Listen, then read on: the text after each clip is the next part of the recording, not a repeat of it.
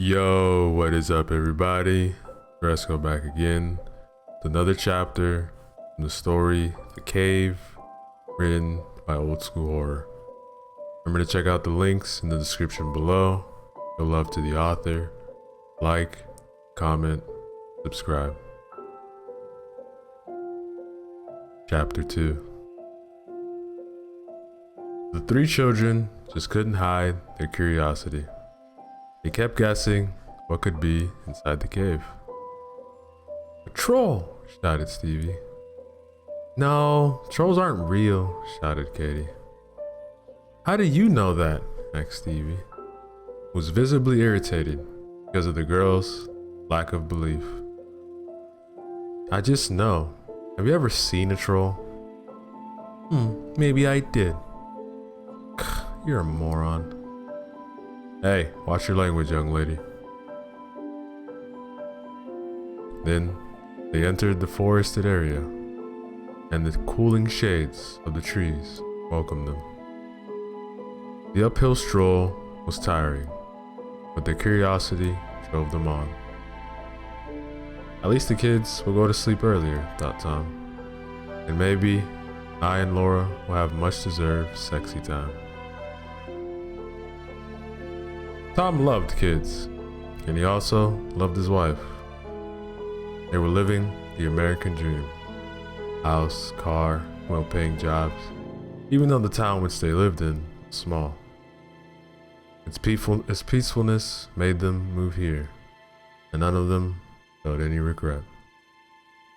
They had left the noise and smog of the big city behind. The only thing which remained to live the happy life lying before them. Tom was looking around the small forest covering the hillside when he saw a strange-looking spider crawling on one of the trees. It resembled a black widow, only it was much bigger. He cringed, then continued after the kids, who were restlessly pushing upward. "Dad, look! What's that?" said Alex, while pointing to something that seemed to float in midair.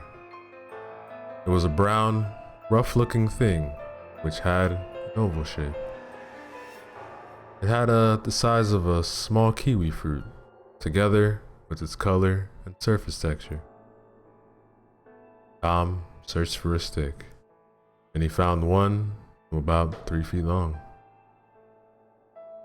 I don't have any idea what it is, but we'll see." "It's a giant piece of bird poop," said Stevie. Tom then went close to the object, but couldn't recognize it. The odd thing was hanging by a thread from a branch. Tom extended his hand, which was holding the stick, and touched the hanging ball.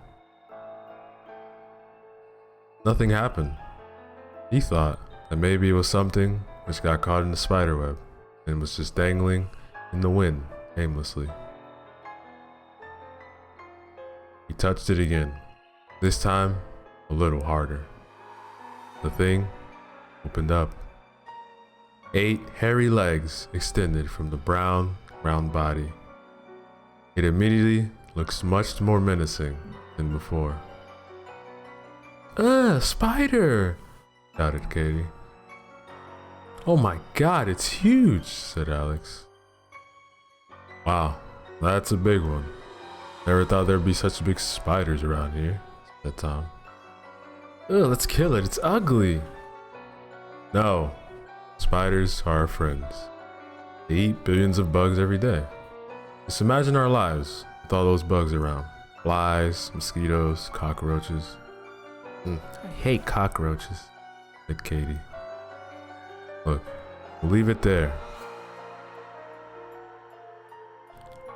Then, when Tom looked at it warily, his skin erupted in goosebumps. He imagined a spider crawling on his skin. He was not necessarily afraid of spiders. He just didn't like them. A general repulsion made him avoid those creatures, even though he knew they were useful. He thought of them as nature's crawling insecticides. Stevie erupted in a frantic screaming as they were walking through the trees.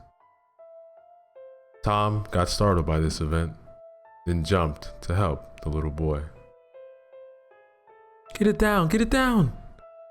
Stevie shouted, and Tom saw that he was struggling with a spider similar to the one hanging from the tree. Tom grabbed the kid and tried to swipe the creature from his shoulder. He was successful, and the spider landed on the ground. It rushed to hide between the dry leaves and grass which covered the forest floor. Ugly bastard. "Dad, language," said Katie. "Oh, come on." His skin crawled again at what he saw. The brown hanging things were all over the place. He quickly signaled the kids to move. They hurried away till they saw no more of the strange spiders. "Wow, I haven't seen these many spiders, and I lived here for 4 years." "Yeah, we've never seen them either," replied Katie. "No, and we were playing here all the time, right, Steve?"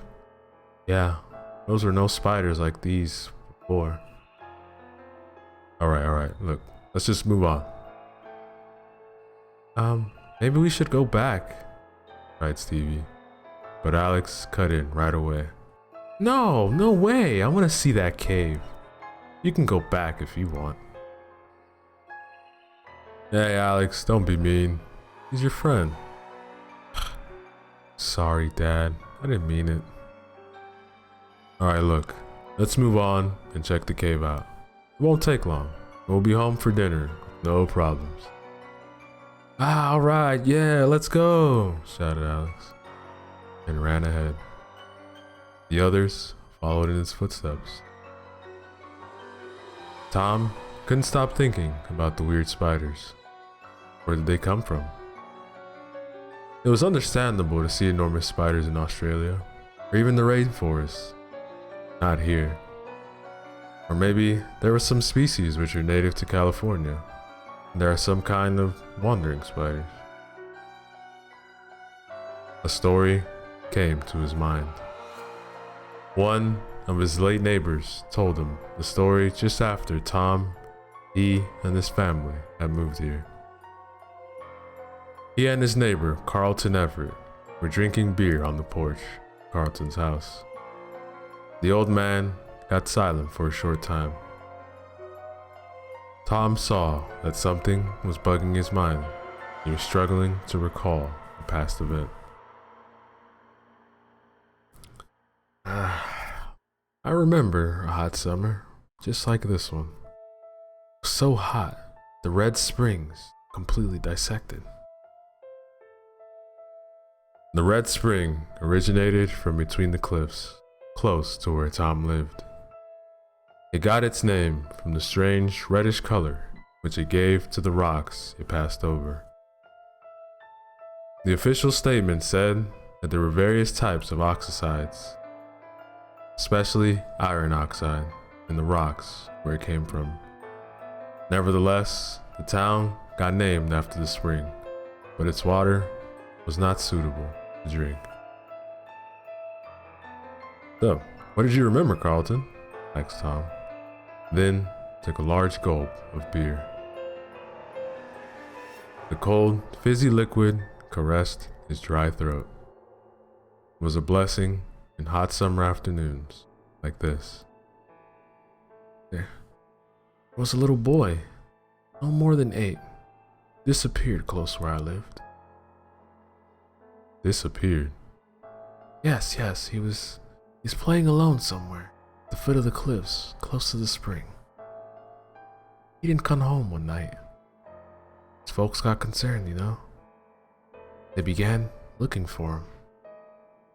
Had they found him? Yes, they did. Not alive anyway. They were not even certain it was him. How was that? How long did it take to find him? Found him the next afternoon, but some wild animal got to him first, or it was what killed him. He was identified only by the clothes he was wearing. Many years later, The DNA identification became mainstream? got a match. Was it so bad? All flesh was gone from his bones. Never seen anything like it. No bones had been broken though, just cleared completely off any small soft tissue. It had happened fairly quickly, I suppose, because the spider had already woven their webs between his bones. Sad sight. Just as if nature itself had some kind of grotesque fun. The poor child. Horrible. Well, it was, Tom said, feeling truly sorry for the boy. Have the authorities discovered what had killed him? I guess they didn't. It was a long time ago. The animal, whatever had killed him, also killed some other animals. Found several carcasses. This damn spider used all of them as their home. That was all. Soon, weather got a little cooler. Spring water began flowing again. I don't know if these events ever occurred again. And that, ladies and gentlemen, is the end of chapter 2.